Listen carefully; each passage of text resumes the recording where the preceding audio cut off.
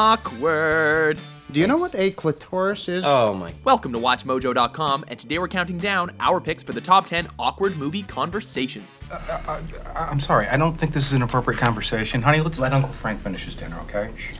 For this list, we're taking a look at the exchanges of dialogue that made the characters on the big screen and the people in the audience feel monumentally uncomfortable. She's got a power tool in the bedroom, dear. It's her personal jackhammer. Number 10, I tried to kill myself. Little Miss Sunshine. How did it happen?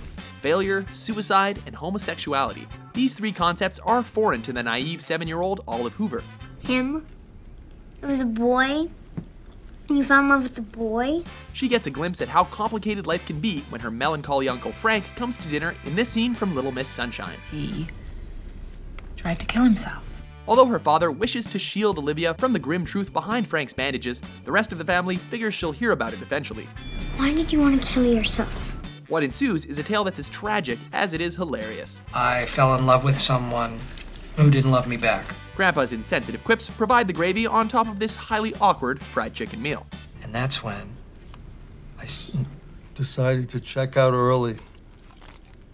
Yes, and I failed at that as well. Number 9, Fancy Sauce, Step Brothers. Oh, that's enough ketchup. Come on, stay off. Will Ferrell and John C. Reilly as two middle-aged man-children still living with their parents? How could that premise not amount to some great awkward humor? I make a sauce, we call it fancy sauce. For me. At this point in the 2008 comedy, tension is increasing between rival stepbrothers Brennan and Dale. It's my fancy sauce. You know somewhere down the line they're going to clash in a big way. I want some fancy sauce. Yeah. I'm not done using it. It's almost more uncomfortable, however, watching their animosity build as Brennan withholds his mother's fancy sauce one spoonful at a time. Just one last spoonful. I think you got enough there, Brennan. Who'd have thought ketchup and mayo could be such a delicate commodity? I'm not comfortable. That's okay. No, that's okay. It's probably not good on fish anyway. But my dad's king of the castle, so if he wants fancy sauce, he should. No, it's all right. Number 8, Parents' Weekend, 22 Jump Street. One of us got laid last night. Schmidt? Shh. Don't wake up my dick. Sometimes the most awkward part of a conversation is letting the obvious go unmentioned. Dad, this is Doug, a guy that I'm dating. Oh, When the undercover Schmidt attends a parents' weekend, it appears his dorky mom and dad will be the prime source of embarrassment. They're merely an afterthought, though, when Schmidt finds out his girlfriend is the spawn of his boss. Although their cover isn't blown, everyone can tell that these two have a connection. So, do you like weather? As Schmidt attempts to make small talk, the captain restrains himself from jumping across the table and ripping his underling a new one. It's bullshit. Waiter, what can a black man do to get some water around here? Give the fucking guy some water. He's black. He's been through a lot. Number 7, Massive Erection, Anchorman, The Legend of Ron Burgundy. Just watch out for the guns. They'll get you. The male reproductive organ can be very impulsive, especially when one is in the presence of Christina Applegate, evidently. Oh, stop calling your arms guns. Professional journalist Veronica Corningstone is the one woman who isn't immediately won over by the womanizing anchorman Ron Burgundy's classy hair and pickup lines. As a journalist, I should get to know the city that I'm covering. But this is not a date.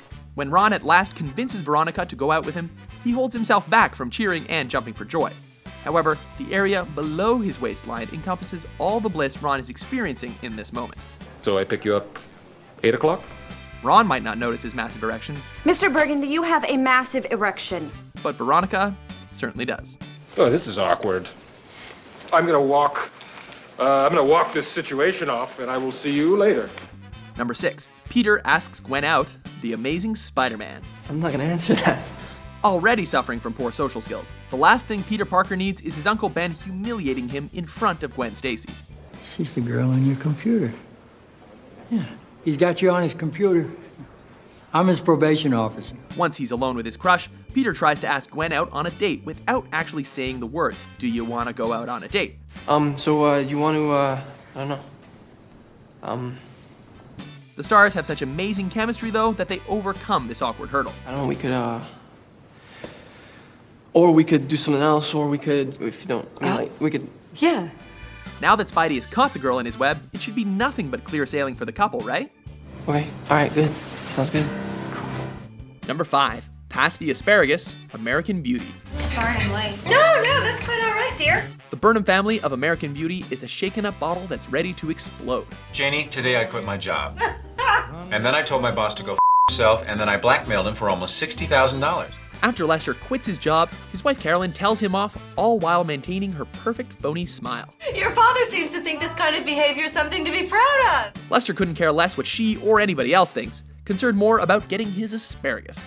I quit! Someone pass the asparagus. Oh! Caught in the middle of this feud is their daughter Jane, who's forced to stay in her seat and watch her parents' marriage crumble.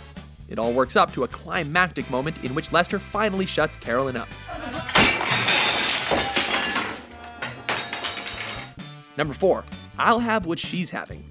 When Harry met Sally. What are you saying, that they fake orgasm? Having a friendly meal at a restaurant, Harry and Sally start talking about women faking orgasms. Most women at one time or another have faked it.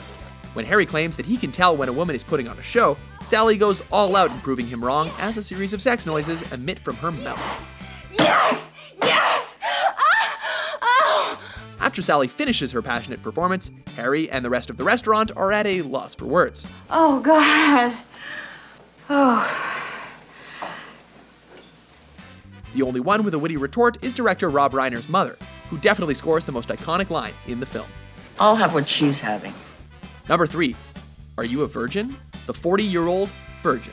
I don't. You know what? I'm a gentleman, and I don't. I don't kiss and tell. It's common for a 14-year-old virgin to act like they know all about sex when they really understand nothing about the subject. She talk dirty to you? Oh, she loved to dirty talk. Totally into it. She'd be like, "Yeah, let's screw. I want to." When a 40-year-old virgin tries to spice up his non-existent sex life, though, it's just awkward. She'd be like, "Oh, me so horny. Me love you long time." At a poker game with his friends, Andy is pressured to share his hottest sexual experience. Drawing an obvious blank, he fabricates a horny ex and describes her sand-filled boobies. You know, when you grab a woman's breast and you feel it and it feels like a bag of sand. Of course, his pals can see right through his charade. With this new information, it's like they're seeing Andy for the first time. Hold up. Yo, answer this question. Are you a virgin? Are you a virgin? Yeah, not since I was 10. It all makes sense. You're a virgin. I am. Shut up. How does that happen? Number 2, masturbation talk. American Pie. Well, that was a fun day, wasn't it?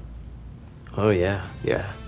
There's never been a more awkward father-son duo than Jim and Mr. Levinstein. Jim, I want to talk about masturbation. When Jim's dad starts to notice that his boy is becoming more conscious of the female body, as well as his own, the two have a talk about stroking the salami.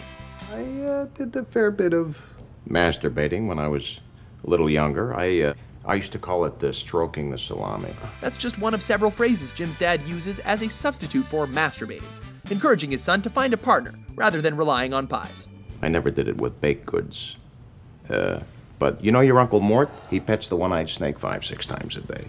This isn't the first awkward conversation the two share, and it's far from the last, but it perfectly sums up their relationship. It's like banging a tennis ball against a brick wall, which can be fun. It can be fun, but it's not a game. Right. It's not a game. No. What you want is you want a partner to return the ball.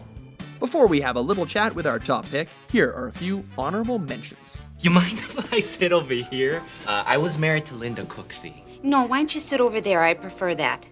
Bit of a going down payment, huh? Excuse me? I know, dear. Sink the sub. Hide the weasel, park the porpoise. You said something earlier about like a fake ID or something, right? Yeah, I'm gonna get one. For show. For show. I'm getting that for show. Once you're hungover, you just gotta puke. Feels so. Did you puke? No.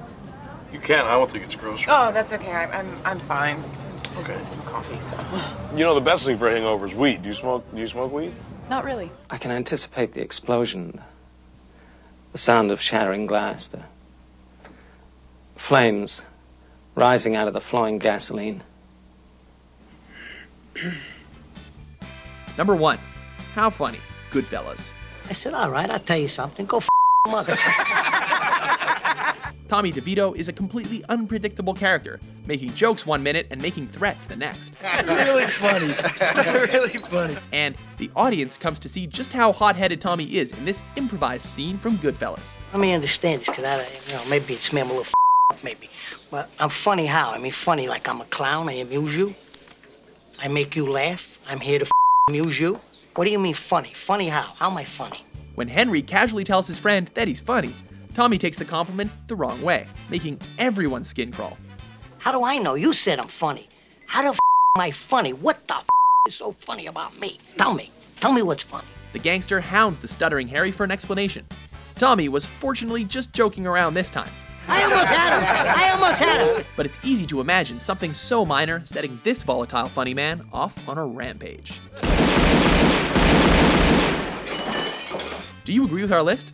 Well, you got a problem with what I did, Anthony? What film conversation put you in an awkward position? She's got the crabs, dear, and I don't mean Dungeness. For more entertaining top 10s published every day, be sure to subscribe to WatchMojo.com. Oh, cool. What is it?